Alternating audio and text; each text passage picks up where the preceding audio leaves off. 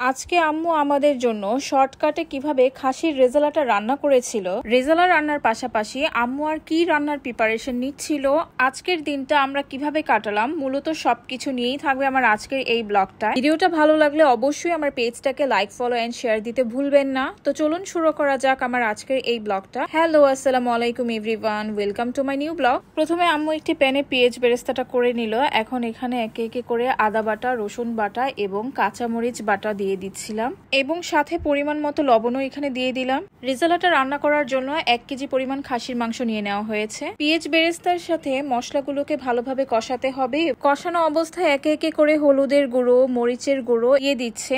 খাসির মাংস রান্নাটা বেসিক্যালি মশলাটার উপরেই নির্ভর করে। মশলাটা যত সুন্দরভাবে মাংসের সাথে কষানো যাবে, মাংস রান্নাটাও ঠিক ততটাই মজা হবে। এখানে ধনিয়া এবং জিরের গুঁড়ো দিয়ে দেওয়া হয়েছে, সাথে তেজপাতা, লং, এলাচি, দারুচিনি সবকিছু এখানে দিয়ে ভালোভাবে কষানো হচ্ছে। কষানো হয়ে এসেছে, যার জন্য এখন মাংসগুলোকে এখানে দিয়ে দেওয়া হচ্ছে। মাংসটা আমি আগে ধুয়ে পানি ঝরিয়ে নিয়েছিলাম, এখন যেটা আমি এখানে দিয়ে দিয়েছিলাম। এখন মাংসের সাথে মশলাটাকে ভালোভাবে কষাতে হবে। খাসির মাংসের রেজালাটা খেতে আপনাদের ভাইয়া খুবই পছন্দ করে, আর আমি গরুর মাংসের রেজালা খেতে খুব পছন্দ করি। আপনাদের ভাইয়ার জন্যই মূলত আজকের এই রান্না।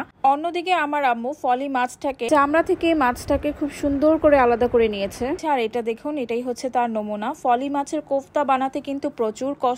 এই যে দেখুন আমার আম্মু কিভাবে চামড়াটা উঠিয়ে মাছের ভিতরের অংশটাকে নিয়ে নিয়েছে। আর এই ফলি মাছের কোফতার যদি আপনারা ভিডিও চান, অবশ্যই আমাকে কমেন্টে জানাবেন। ফাইনালি আমার আম্মুর হাতে শর্ট টাইমে খাসির মাংসের রেজালা রান্নাটা শেষ হয়ে গিয়েছে। এখানে আমার আম্মু টক দই ইউজ করেছিল, যেটা আমি শুট নিতে ভুলে গিয়েছিলাম, যেটা আমি এখন আপনাদের সাথে শেয়ার করে দিলাম। খাসির মাংস রেজালাটা বিলিভ মি অনেক মজা হয়েছে। আমি অত একটা খাই না যদিও, বাট আমি খেয়ে দেখলাম যে খুবই মজা। আর এদিকে আপনাদের ভাইয়ার জন্য প্লেটে বেড়েছিলাম, সে তো খেয়ে খুবই খুশি, বলল যে আম্মুর হাতের এই রেজালাটা খুবই মজা লেগেছে। আর আপনাদের ভাইয়া কিন্তু সবজিও অনেক খায়। আমি যেমন সবজি অত একটা খেতে লাইক করি না, বাট আপনাদের ভাইয়া কিন্তু খুবই লাইক করে। খাওয়া দাওয়া শেষ করে বিকালবেলা একটু মার্কেটে গিয়েছিলাম। 3টা ব্লাউজ কিনেছি। এই হচ্ছে একটা ব্ল্যাক কালার, আর একটা কিনেছি গোল্ডেন এবং একটা কিনেছি সাদা। 3টা বেসিক কালারের ব্লাউজ কিনা হয়েছে যাতে সবকিছুর সাথে পরা যায়, তার জন্য। আঙ্কেল কুমিল্লা থেকে আসার সময় আমার জন্য রসমালাই নিয়ে আসে, কারণ আমি মিষ্টি অনেক পছন্দ করি। আর আমরা আমাদের সন্ধ্যার নাস্তাটা করেছিলাম মুরগির গ্রিল, আর তার সাথে ছিল নান। আলহামদুলিল্লাহ আজকে পুরোটা দিন খাবারের উপরেই ছিলাম, আর আজকের খাবার দাবার গুলো খেয়ে আমার কাছে খুবই ভালো লেগেছে। ভিডিওটা এই পর্যন্তই, দেখা হবে আপনাদের সাথে নেক্সট ব্লগে। ততক্ষণে আল্লাহ হাফেজ।